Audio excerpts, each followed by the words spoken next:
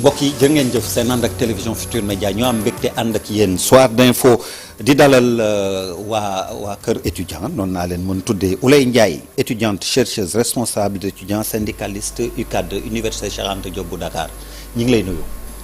maa ngi lay fay monsieur Ba Serif di nuyu Sénégal yëpp di nuyu képp koo xamante ne mi ngi toog duñu seetaan actuellement. Abdoulaye Der ah Chérif moo coordonné mais. Abdoulaye Der nekk ci laaj ak tontu bi alors.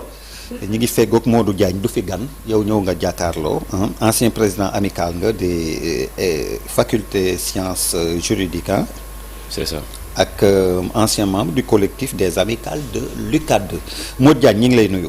maa ngi lay nuyu Der di nuyu Ouleye di nuyu téléspectateurs yëpp yu ñuy seetaan. Ouleye bi ñuy wax léegi moom démb la géej université kon ñëw laay laaj situation bi nga fa bàyyi tey à travers les réseaux sociaux et certains sites qui font des directs gis nañ. la fa xew mais yow mi fa jógee nettali ci làmmiñu borom bi très rapidement boo ñuy defal situation bi. situation bi mooy situation bu alarmante parce que force de l'ordre yi barricadé nañ fépp. encerclé nañ université. étudiants yi am na ñoo xamante ni ñu ngi génn ak seen ay bagages ñoo xamante ni ñii ñu ngi dëkk Casamance ñii ñu ngi dëkk Tamba tiit moo leen tax a génn fi nga xamante ni mooy seen ay chambres respectives. amuñu fu ñuy dem. donc situation boobu noonu lañ fa bàyyi tey ci suba gis nañ ni que force de l'ordre et de sécurité yi et de défense dugg nañ biir université ñoom ak étudiants yi aussi gaañante nañ te jàpp naa ni loolu waroon a mën a ñàkk la. naa dëkk léegi ci yow ndax léegi yaa ngi nekk genre facilitateur diggante kilifa yi ak étudiants yi ñu xool jéego yi ngeen ci def jamono jeeg yu demee noonu Ouleye yow it ma laaj la sa sentiment jamono ji par rapport à la situation demoo fa tey nee nga mais yow démb bi nga fay mujj ak tey li nga ci jot a dégg ban jàngat nga ci am ban ressenti. waaw ma compléter sama présentation rek parce que man tamit. ex-PCF la biir université Cheikh Anta Diop. PCF comme mooy présidente commission féminine. donc nekk coordonné liste bleue 2 ans fac bu fac lettre donc démb laa fa jógee parce que situation bi fu mu eggoon la kon ñun suñu nekkee seeni mag tey jiitu leen dañoo war a mun taxawu leen. et que situation bi comme ni ko sama frère waxee léegi situation bu alarmante la. vraiment actuellement nii li nekk di xew université. ñun xaaruñu ko woon benn yoon xaaruñu ko woon ci nguur gi xaaruñu ko woon ci suñuy force de l'ordre parce que il faut tamit ñu reconnaître ñu étudiant Sénégal comme étudiant yëpp ñun dañoo war a protéger en fait dañoo war a protéger dañoo war a aar parce que duñu ay délinquants duñu ay bandits. mais est-ce que on ne peut pas comprendre Modou Diagne autorités yi autoriser les forces de défense et de sécurité ñu dugg ci campus bi bu dee yàq yi wala laale yi dafa toll benn niveau. situation boobu nag lañ àggagul parce que. dafa am pour yow kilifa yi dañu teel a. nee na force de l'ordre yi parce que dafa am loo xamante ni université daf ko dund. il y a même pas 1 an muy 1er juin université a été brûlée a été incendiée tey ñi nga xamante ni tey ñoo fi nekk nii doon ko naqarlu. doon def ay messages doon jàppale étudiants yi doon leen wan seen soutien total d'accord ñu woon ci tëju université bi parce que dañ ko tëjoon de façon unilatérale. sans pour autant ñu woo étudiants yi conseil académique pour que ñu mën a waxtaan ci ndax dañuy tëj université bi ou pas le recteur sortant donc tëjoon université bi ñun ñu dem fu ci nekk di ko xeex di ko kaas ba nga xamante ni dañ tëjoon université bi 9 mois ci régime bi fi nekkoon. donc tey bu ñu toogaatee. situation bu mel nii am étudiants yi di réclamer loo xamante ni ça leur revient de droit muy seen bourse ndax damay dégg ñu bëri ñu jàpp que ni étudiants yi li ñuy laaj nii du droit li ñuy laaj droit la effectivement dafa am décret boo xamante ni mooy décret 2014 bi. décret 2014 boobu noonu vraiment boo liiree article yëpp am na chapitre 4 article 13. dalay wax naka la ñuy joxe renouvellement bi naka la ñuy joxe étudiant bi. il s'est trouvé que. Il y a beaucoup de gens qui parlent mais qui ne maîtrisent pas la situation. La situation est la suivante. Étudiants yi dañu inscrire man ak yow ak Ouleye dañu bokk niveau. mu nekk 3e année ma nekk 3e année nga nekk 3e année licence 3. moi man dama dem ma redoubler. yow nga jàll session normale mu jàll session normale. léegi moom cycle bi def na ko 5 ans yow nga def ko 3 ans ñuy xool ba xam moom dañ koy sélectionner ou pas. yow sélectionné nañ la d'office. Parce que vous avez une moyenne qui vous permet d'aller en classe supérieure et être sélectionné automatiquement. moom ñu ngi xool calcul ba xam moom sélectionné nañ ko ou pas. Moi qui suis un redoublant, je me suis inscrit. Déjà man xam naa sama situation. Inscrire naa mois de mars. man maa ngi ci situation de cartouche. man mi nekk situation de cartouche inscrire naa mois de mars. je me suis inscrit à temps et pourtant yow yaa ma gën a valable yow mi nga xamante ni valable naa mais yow mi nga xamante ni jàll nga man jàllu ma woon. man maa la gën a baax situation man mi nga xamante ni redoublant la. léegi man inscrire naa fay nañ ma sama ay bourse yow jàll nga classe supérieure yaa ma ëpp moyenne fayaguñ la sa bourse. lu tax fayaguñ la sa bourse mooy da nga retard ci inscription bi moom mu ngi xaar ndax dañ koy sélectionner ou pas par la suite ñu yóbbu ko master professionnel dafa am master pro en master recherche. moom elle a été sélectionnée en master professionnel. bi ñu ko sélectionné master professionnel yéen ñaar ñëpp liste bi nga xamante ni moo war a dem direction des bourses liste boobu noonu retard ci administration bu pédagogique.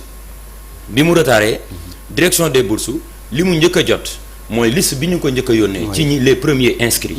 premier inscrit boobu noonu Diagne daf cee bokk alors que Diagne moom dafa redoubler DER passé na Oley passé na. léegi Diagne moom bénéficié wu na ci mois yëpp dañ ko koy fay. mais DER bi nga xamante ne nii.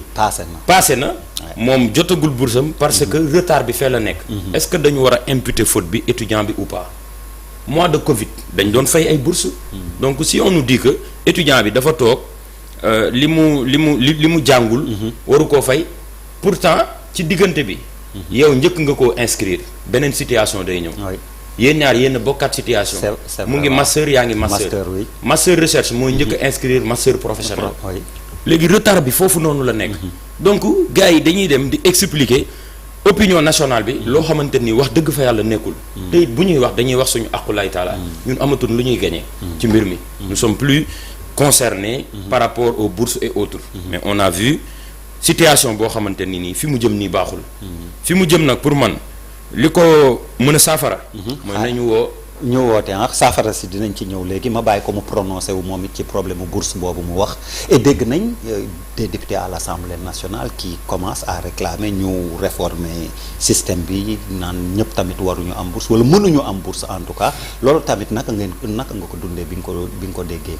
loolu moom rafetlawuñu ko benn yoon parce que te étudiant bi bourse boobu noonu foofu la yaakaar pour documenter wu il faut que ñu comprendre étudiants yi nga xamante ne ñoom ñoo fi nekk ñu si bëri si ñun fond fin du Sénégal lañ jóge ñi Casamance lañ jóge ñi Tamba bàyyi seen waa kër yi foofu ñëw jàngi si déjà bu ñu ñëwee rek dañuy am benn problème de logement biir université parce que ku ne xam ne Dakar xat na ba pare situation bi actuellement socialement permettrewul nga mën a boot sa boot njabootu jàmbur kooku tey bu ñëwee wut si xam-xam war a am fu mu dalloo war a mën a nekk si condition yu baax nga privé ko buusam ak ku mu mun a doon ak ku mu mun a wax leneen waxoo li nga xamante ne vraiment moom dangaa sensible suñu situation boobu noonu parce que comme ni ñu koy waxee rek sànq Diagne mu ngi koy expliquer ki nga xamante ne dafa nekk di def recherche de master parce que pour comprendre tey ji bourse d'accompagnement master bi dañu ko arrêté et que ñu ko dagg ci boppam ñoom bi ñu ci tollee kenn daggul woon seen bourse d'accompagnement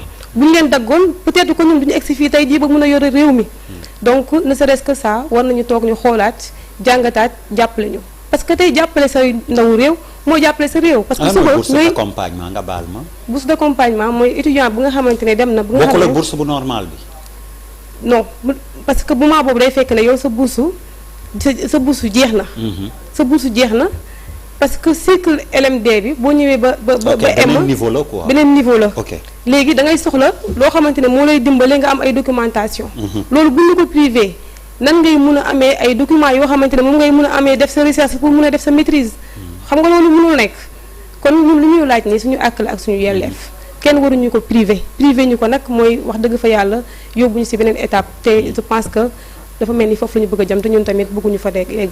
solution yi yaa ngi ko doon commencé. ci bourse d'accompagnement yi li ko indi effectivement li mu leeral noonu la demee.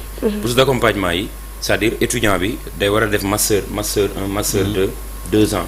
mu def ko 3 ans wala 4 ans. léegi 3 ans 4 ans boobu noonu ci deuxième année de master am. ci cycle bi master 2 bi. mën na am retard donc étudiant bi il n'est plus ayant droit. loolu moo indi bourse d'accompagnement parce que dañ koy accompagner pour que mu génn. mooy comme ni mu ko expliquer. loolu nag bon juróon na débat et tout ça ba nii suspendre nañ ko étudiants yi dawal nañ compréhension boo xamante ni kon ils ont fait des concessions. mais cette fois-ci. dañu tooñ étudiants yi parce que bu ñu nee du droit ni légalul dafa légitime non man je ne suis pas d'accord. c'est légal et c'est légitime. nañ fay étudiants yi seen 515 000. lu tax mu doon 515 000 da ngay def 40 000 multiplié par 12. plus 35 000 trousseau. parce que 40 000 la pour toute l'année. su fekkee demi bourse la 275 000 la da ngay def 20 000 francs. multiplié par 12.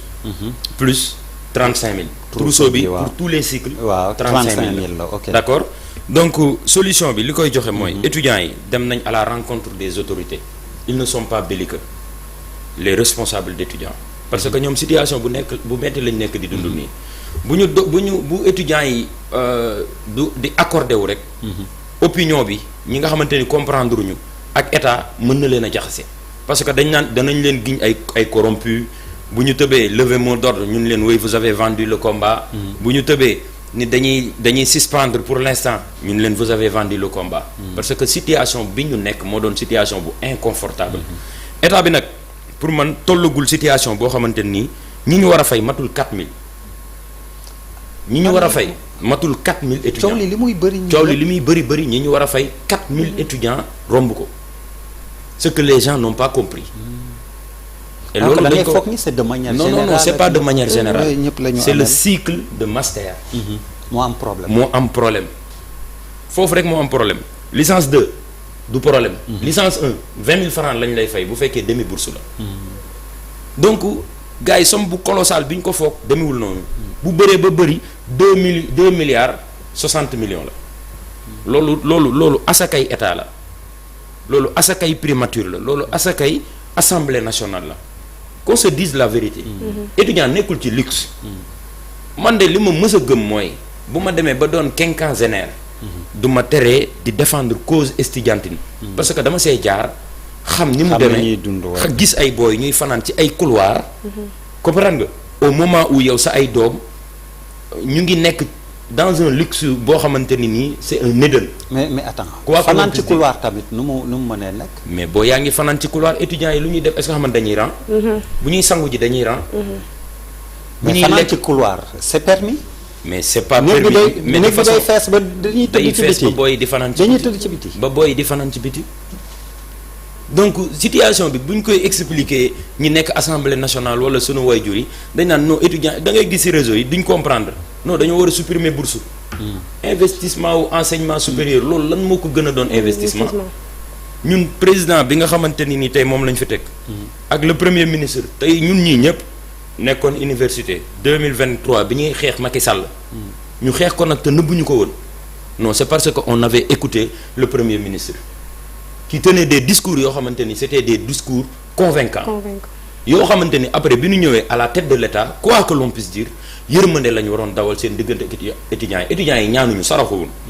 li ñuy réclamer ça leur revient de droit néew ñu ñëw leen ñun de instant bi nii dañoo nekk ci situation boo xamante nii da ngeen ñoo war a dimbali may ñu jënd ay ticket restaurant et tout ça. waaw mais réclame bi tamit dafa am lu ma bëgg a yokk foofu mooy suñu période master bii nii dafa difficile dafa metti parce que bu ñu bàyyee xel un an ci ginnaaw avant les élections présidentielles université dañ ko tëjoon parce que boobu am na lu ñu doon xeex ñun en tant que des étudiants moo taxoon ñu tëj ko loolu dafa répercuter ci suñu calendrier universitaire. tey jii ñu waroon def master en 2 ans dem nañu ba di ko def à 3 ans donc ñun taxaw di laajte bourse d'accompagnement pour mun a fournir seeni documents li ñuy laaj dafa nekk yoon. maa ngi wax sànq ci benn communiqué di ko expliquer maa ngi ne affrontement bu am bu nekk. benn lacrymogène boo xamante ne taal nañ ko rek ci 72 000 francs te affrontement bu nekk dinañu taal lu tolloog 2000 wala 1500 lacrymogènes soo jëlee 72 000 multiplié ko par 1500 ça donne combien donc loolu noonu ñu jël di ko utiliser di affronter étudiants yi pour maintien de l'ordre loolu bu ñu ko jëloon ne nañu régler situation bi nañu décanter situation bi kon instant bi kenn waxatu ko te ñun étudiants yi dañu sonn ci chaque fois bu ñu yuuxoo kenn duñu déglu tant que ñu taal ay pneu baare route bi. mais justement nag ñu joxoon ñu ay loxo est-ce qu'on doit en arriver là ay taal yi ñuy gis yàq am force de l'ordre je me rappelle étudiants yu gaañu. chaque fois bu loolu amee rek ça veut dire que yuuxu nañu daw nañu fu nekk kenn faalewuñu. mais bu fekkoon ne problème bu amee ñi taxaw wane ne carrément lii ak lii te parce que problème bu xew en interne ñoom ci bopp yëg nañ ko parce que bu retard des bourses étudiant bi ni ñu ko xamee noonu la ko autorité bi xamee bu bëggoon situation ba ñu egsi fii kon du fi egsi mais situation bi bu étudiant taalee pneu rek c'est parce que daw na fu nekk wuti walu te amu ko. je me rappelle der gis nga ci lu muy wax nii ci affaire lacrymogène ak li muy coûter grève li muy coûter état moom man maîtriser wu ma lacrymogène benn ñaata lay jar mais en tout cas chaque journée sans ticket ça coûte énormément d'argent. lan mooy journée sans ticket. journée sans ticket mooy dugg te xewlu te doo fay. ngente tubaab daal ngente ko daan woowee. donc moom ngeen ko daan woowee. ñun suñu jamono donc gis nga loolu noonu chaque jour dina coûter kudd. parce que kudd déjà voté nañ seen budget ba pare. état du leen dolliwaat dara. comprendre nga. chaque jour dina coûter kudd 81 millions chaque jour. waaw léegi loolu noonu nañ waxante dëgg bu ñuy wax rationalisation. mais nañ fay étudiants yi ñu nekk ci jàmm. gis nga affaire réforme man damaa gëm ni ñii fa lañ jëm. man communiqué yi may lire. direction des bourses. ak ñenn ñi nga xamante ni fa lañ nekk ci ay réforme lañ jëm. néewuñu nag ni bu kenn réformer. parce que àdduna day dox. nga war a dox ànd ak moom. mais wàllu bourse tey enseignants yi kenn ci ñoom du d'accord ñu wàññi sa salaire bu ñu doon réformer kenn ci ñoom du ko d'accord. amul. bugguma tudd benn syndicat mais syndicat yi nekk université. amul kenn ci ñoom koo xamante ni di nga toog 13 mois fayuñu la nga bàyyi sa ay membres syndicat ñu nekk noonu du ñu am lu ñu jox seen ay parents. gis nga 515 000 yi nii am ñoo xamante ni bu ñu ko jotee. 400 000 yi dañ koy yónnee seen ay wayjur 115 000 francs yi. ñu téye ko di ci dund. ci toltolaan pour waxuma la pour quelques jours de. ticket 100 francs la ak fukki dërëm. donc yooyu noonu la ñuy jéem a jaayante bu seen ticket jeexee xam na la ñuy def. booy si biir néegi la ñuy fëgg di la ñaan ticket. loolu état bi xamu ko. loolu lambda bi xamu ko. l'université dafa metti dëgg la nag fii ñëwuñu fi pour ñaan ay yërmande yërëm leen étudiants yi c'est-à-dire non nekkuñu ci domaine boobu noonu. mais dama bëgg maanaam ñu joxe les bonnes informations. bonne information bi mooy dégg naa ministre bi mu ni que étudiants yi buñ dee 3 2 yi ils sont boursiers il a raison. il y a plus de 290 000 étudiants au Sénégal et il paye plus de 150 000 étudiants de source sûre n'est-ce pas mais ci 150 000 yooyu noonu ñi ngi ciy fay lu néew moo ëpp ñi ngi ciy fay lu bëri. demi bourse yi nga bëgg wax. demi bourse yi moo ëpp. parce que demi bourse yi. dafa am demi bourse ak lan. tranche d'âge parce que am na benn âge boo xam ne boo ko amee. boo fa àggee duñ la fay bourse duñ la fay bourse. demi bourse ak aide ak bourse sociale. bourse sociale bi benn yoon lañ la koy fay ci at mi. bourse sociale tamit benn yoon lay doon maanaam buñ la xasee ba jox 275 000 dootuñu la fay aide 100 000 francs la. donc man benn yoon nga benn yoon la. gis nga gars yi dañuy wax sujet boo xamante ni wallaahi. ñenn ñi ñu ngi ciy wax ñu ngi génn di wax. c'est vrai que dans l'imaginaire on pense que tous les étudiants sont boursiers. déedéet pas du tout. c'est vrai. on est 290 000 étudiants. les 150 000 sont boursiers. les autres te bourse sociale bi ak aide bi li des ci li nga xamante ni dañ ko voté pour allocation. jox bourse yi li ci des loolu la ñuy toltolal. jox ko ñi nga xamante ni moo doon les cas sociaux. ak ñi nga xamante ni demandé nañ aide. alors Ouleye Ndiaye probablement mi ngi koy wax ay réformes mais yow déjà loo njort balaa may ñëw ci Ouleye ci loo xam ne mënul ñàkk xëy na yaakaar ngeen ci réformer université bi ak jàng bi en général yow loo for ci weewu béy. non man du lu ma for man. j'ai lu j'ai fait une analyse. comprendre nga parce que le dernier communiqué. que la direction des bourses. moom la bind dama cee gis mu soulever ci lu tey sama xel. muy décret wu 2014 bi. loolu utul woon dara ci. joxe information rek. comprendre nga. pour man on est en période de pré-crise. tey le directeur du COUD Ndéné Mbodj mu ngi woo étudiants yi. mu ngi waxtaan ak ñoom mais dafa am ay limites. le recteur mu ngi woo étudiants yi. ñu ngi waxtaan mais dafa am ay limites. booy demoon nañ ci ministre bi. toog nañ ak ministre de l'enseignement supérieur. mais moom aussi dafa am ay limites. problème bi maanaam le président du parti PASTEF. premier ministre Ousmane Sonko. bi ñu tollee ci situation bi dafa am discours bu mu teniroon discours boo xamante ni étudiants yépp dañ ko ci nawoon. mooy que bourse warul tollati ci 21e siècle. loo xamante ni étudiant daf koy war a revendiquer. ban si blesse ay étudiants. am na ay président d'amicale yoo xamante ni ñii damm nañ ñii seen loxo yi xoosu na. foofu laa bëggoon terminer le bilan xam naa foofu la ñuy terminer. Ouleye dégg nga li mu wax. ñàkkul ba dañuy dem vers des réformes. mais pour yow nga xam ne nekk nga fa am nga ci jaar-jaar ak yëpp. bu dee réforme day am lan moo ci mënul ñàkk. ñun réforme bi ci boppam ci li Diagne wax moo ci nekk ñun lu ñu gis. te xam fu mu jëm ñun nanguwuñu ko. tey réforme boobu xaaruñu ko woon te lu ñu bett la. ñun lu ñu doon xaar tey jii moo nekk comme ni nga ko waxee le premier ministre Ousmane Sonko bu ñëwee ba toog woo étudiants yi xoolaat suñu condition de vie. parce que ku xam ne ñun ñi luñ condition de vie ñuy dund dafa metti c'était que mu wooñu ne kat lii ngeen nekk lan ak lan la ñuy def pour améliorer ko. ñun loolu lañ doon xaar ci moom mais xaaruñu ci as tuut bu ñu am ñu jéem ñu koo foqati loolu xaaruñu ko woon. man daal li ma gis mooy premier ministre. tey bu defoon parce que tey bu nekkoon ci opposition bi. 20 heures day def communication. quoi que l'on puisse dire il faut dire les choses telles qu'elles sont. dana def communication def benn interview wax ci situation université bi. concert de casserole bi booy organisé woon récemment.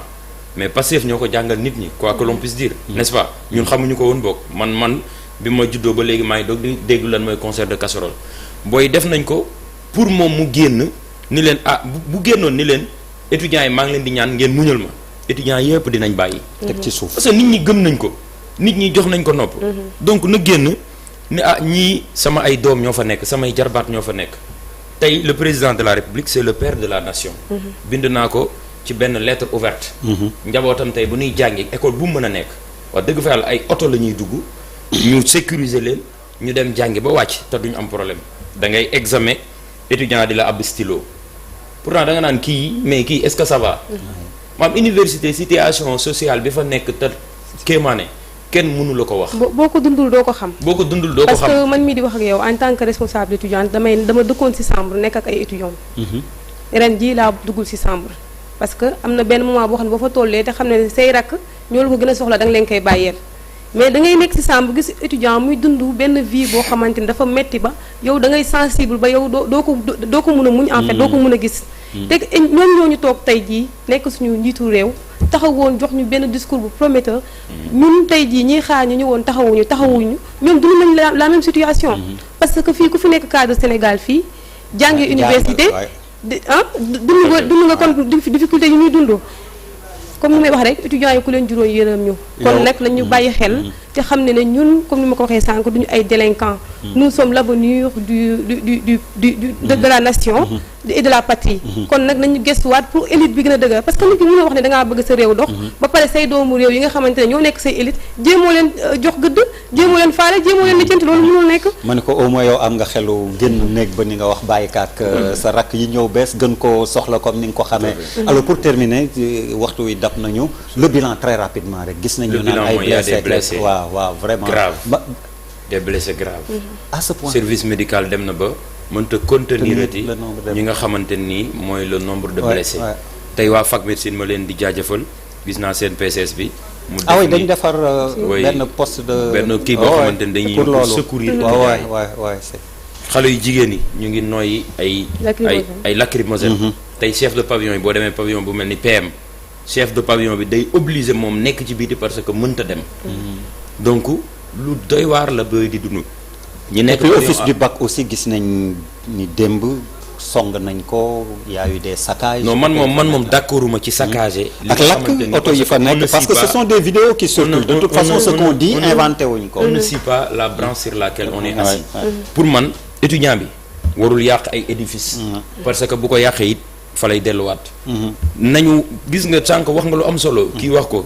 mode de revendication bi sax dafa war a changer pour man war nañ am lu leen metti ñu takk ay brassard rouge fexe ba nit ñi xam ko mais du am yàq mais xam nga dama lay wax ci loolu mais xam nga boo ko defee boo génnee ci avenue Cheikh Anta Diop bi ay lacrymogène moo la fay jëlee loolu mooy problème bi mais foofu la ñu war a toll tey ñu am lu leen metti ñoom ñu dem ci rond point boobu noonu wax li leen metti woo presse bi bu fekkee def nañ ko 2-3 jours amul situation nag boo xamante ni avancement am na ci ñu doog di passer à l'étape supérieure. non man sax dama gis ne la Diagne dama gis ne changement am na si revendication yi parce que bu demee ba étudiants yi taxaw def concert de casserole boobu bëgguñu woon génn dañoo bëggoon ñu xam ne alarmé wane ne carrément léegi lu dugg waaw Ouleye Ndiaye ñu ngi lay gërëm di la sant jërëjëf. En tout cas, on est très en retard. Oui. Sur le calendrier universitaire.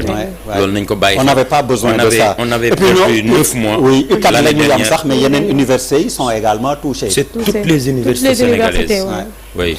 Nous leen di gërëm di leen sant di ñaan yàlla def saafara ci mbir mi mais rawatina ñi nga xam ni jot nañ ci am gaañu muy étudiant muy force de défense et de sécurité léegi ñu ñëw ci xibaaru marax yi ci kàttanu borom bi.